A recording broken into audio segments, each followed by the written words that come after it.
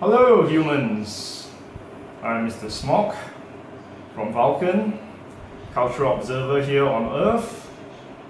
Now preparing for another session of unboxing what is considered your geeky passions in this planet. Together with me is Mr. Vincent. Hi. Hello. He is from Force Arts Stunt Team, otherwise known as FAST. You humans are so good at making fancy abbreviations. Yeah, we love our abbreviation. You see, it rolls off the tongue better fast.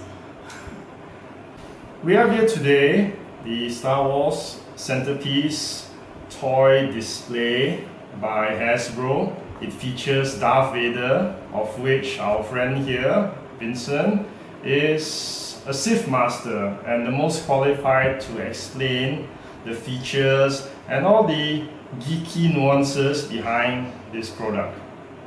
Yes, well, can't wait. One thing of note is that you can't get this locally yet. Haven't shown up. So I'm very excited to be able to sample this because God knows when it will actually show up locally. It was during one of my cultural exchanges to a neighboring country called Singapore that I found this on toy retail shelves, and I thought it would make a very interesting presentation about a product which you do not find so readily available in Malaysia. It costs approximately 330 ringgit, depending on exchange rates between the local currency here and Singapore dollar, but it is priced generally between 90 to 100 Singapore dollars. Vincent, would you like to introduce anything about this before we break open the seals? And I understand in the collectible fascination with human collectibles that once we break the seal, the price value of this drops considerably. Am I correct or am I mistaken? Yes, typically collectors, we like stuff we call MISB, bin in seal box. That means the seal is, which is really just a piece of tape.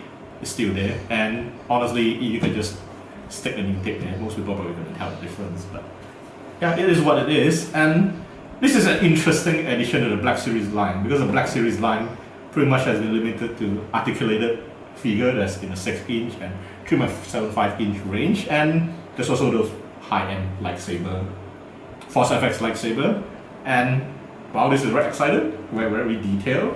I mean, it's not articulated, but there seems to be lighting effect, and it scales perfectly with your Black Series 6-inch figure. So as I understand it, this Centerpiece series is a new subcategory of the Star Wars Black Series, which brings higher levels of realism and dare I say playability?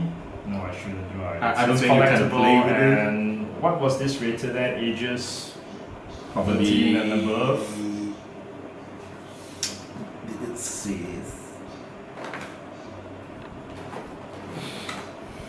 This is interesting. It says adult. That's the word. It says adult. Alright, so this is an adult collectible. Yeah. Number 01 in a series that also I've observed 02 includes set piece with Luke Skywalker as seen on the ice planet Hoth. Yes, on like a leg of a AT-AT, I think. Vincent here is a big fan of Darth Vader. He costumes the Dark Lord of the Sith himself, so he is very much containing his excitement, I think. Very. I collect everything Darth Vader easy. Okay, shall we, what do you say, get on with it? Yes, that would be the Earth term. My fellow visitor. Wow. Okay, to make space, I will move away the box. This is quite well packaged. I mean,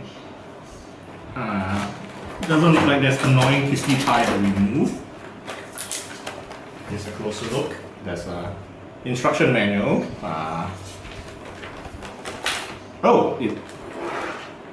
There's a compartment for battery, so I guess we can expect some cool light effects. I wonder if it makes sound, though. That would be really cool. Okay, some minor assembly required. So the figure itself is contained in this plastic packaging, while behind the cardboard backing there seems to be elements of the diorama piece, right? Yeah, diorama. Which looks like a blast door of some kind. Maybe Vader, crashing into a rebel battleship or Would something. it be relevant to that scene in Rogue One? It does have, I think it does have a callback to that scene. Or even it's like a stylized interpretation of that scene in A New Hope. Because that's the one where he came in and there's all these stormtroopers following him in the back.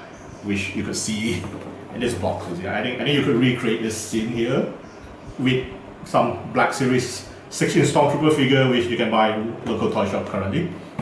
Yes, Stormtroopers not included with this set, each sold separately. Thank you, Hasbro.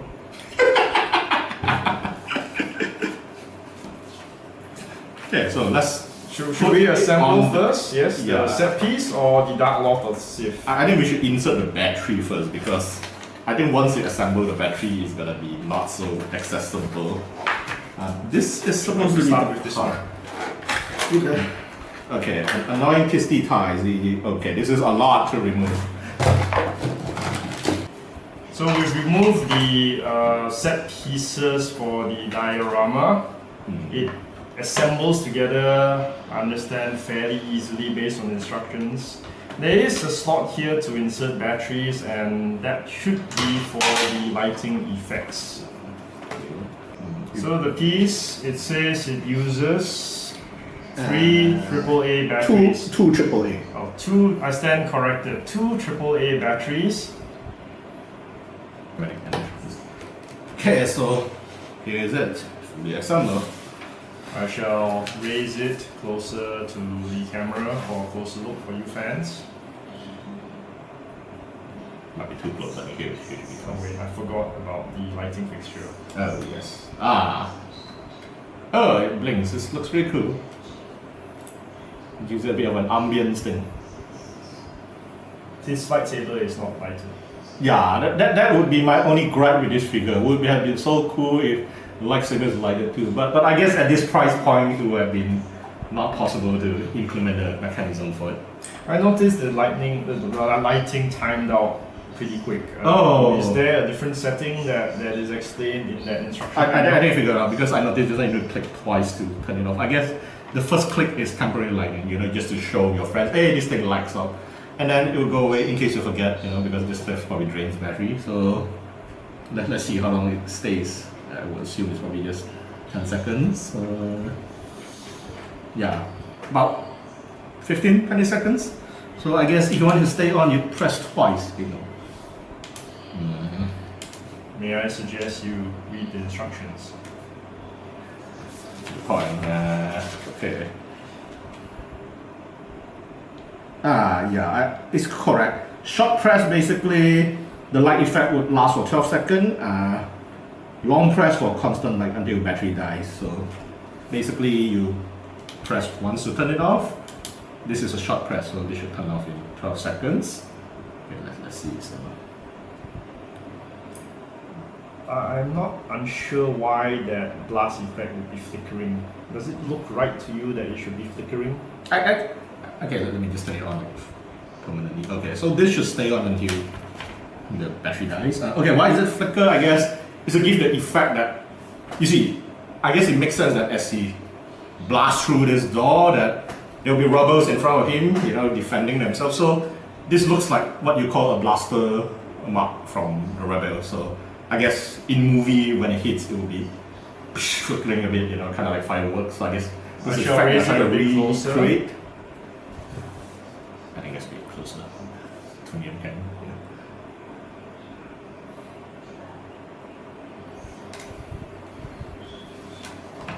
So Vincent, what is this about?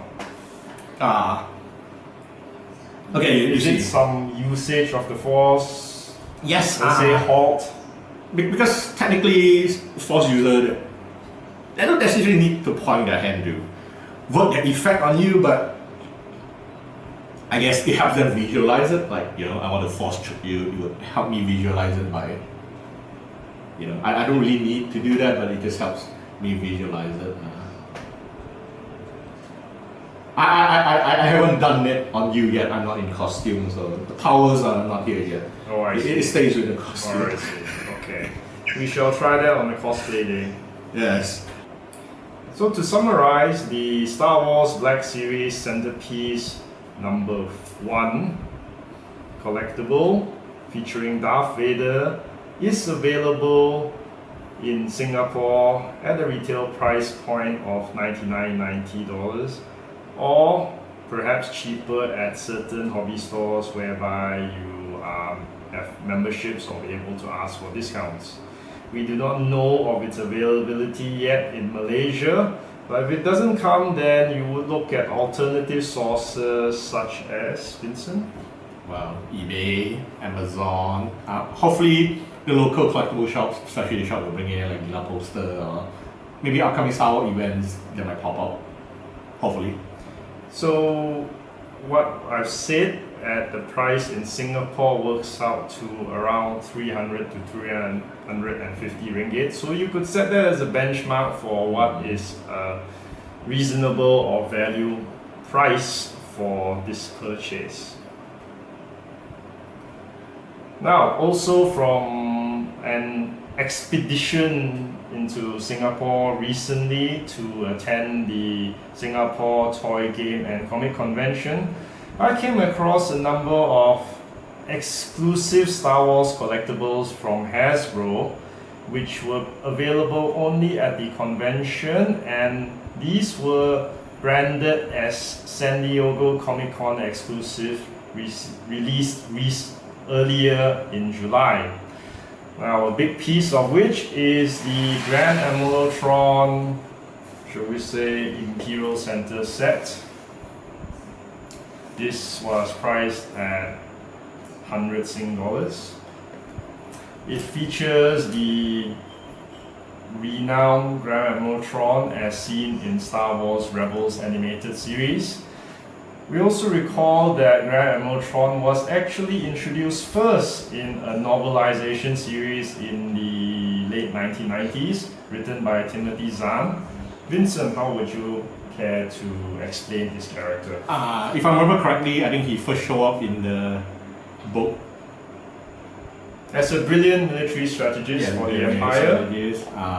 He's a leader, and of course, you see, unlike Vader, he's a different kind of villain. Vader uses brute force, but Grand Admiral Thrawn uses tactics. Like, he doesn't always fight head on. He would have tactics.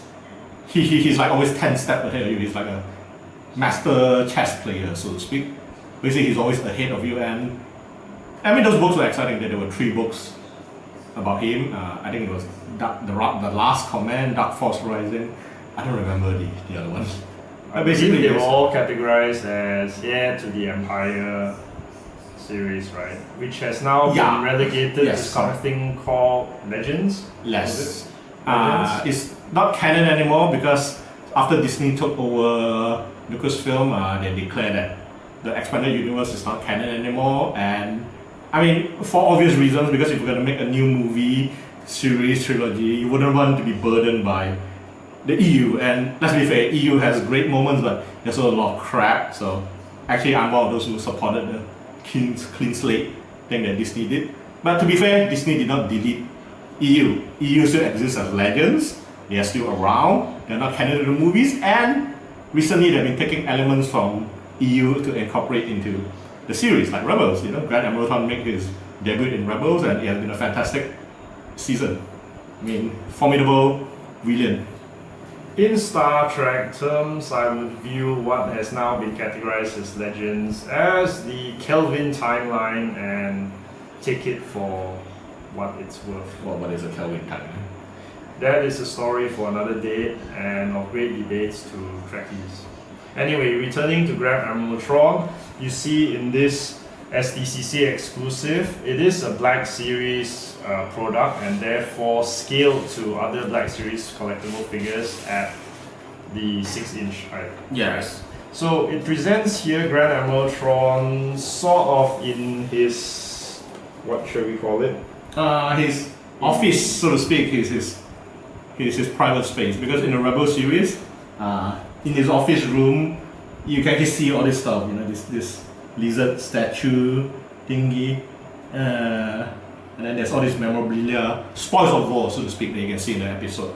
Most notable is this. This is actually belongs to Hera Syndulla family. It's like a, apparently through their race, Twi'leks, this represents family history. So it's something that's passed down from generation to generation. And there's actually an episode where the focus is them trying to get this back because it's crucial to her history, to her identity, and it's like her only thing left of a memory of her family. I also noticed there is a helmet of a clone trooper here, which looks like command degree. Oh yeah, actually it does. If I recall, in episode 3, that clone commanders was decapitated by Jedi Master Yoda. Yes, at Kashyyyk. Kashyyyk? Yes. Okay, perhaps Thrawn made a visit after that and added this helmet to his collection. And With also, or without a hit inside, we do not know. Oh. And then also you see the helmet of a Jedi Temple Guard. You saw that in Rebels too. And this is actually a lightsaber, although I'm not sure whose lightsaber this is. There was a comment that I read somewhere that this could be the legendary Grail of certain religious context. Okay, that's news to me. Although it does look suspiciously like how the Holy Grail is commonly depicted in popular culture. Of this other renowned series called Indiana Jones. Yes. Apparently the descendants of Han Solo himself. In a galaxy far, far away. A long time ago. Okay. So, to Star Wars fans, I feel, or I'm not supposed to feel because I'm Vulcan, I'm influenced by the Force. Thanks to the enthusiasm flowing over by Vincent over Yes, here. I mean, the Force flows through all living things. It binds us together. Luminous beings we are. Nevertheless, fans of Grand Admiral Thrawn, this is probably a must-have piece of memorabilia into your collection. It looks ideally to be displayed as it is here, which means do not remove any of the elements unless you are able to recreate a diorama of similar proportions. Therefore, we recommend instead that you may wish to procure the normal Black Series Grand Admiral Thrawn version, which just comes in standard packaging, and free him from his confines for your playability purpose. Yeah, definitely you will want to keep this as a collection because the packaging honestly is too nice to be taken out of. Then Hasbro really outdid themselves with the whole presentation. I mean, Hasbro used to be known as the low-end collectible company, so to speak. How? Most people wouldn't even call them collectibles.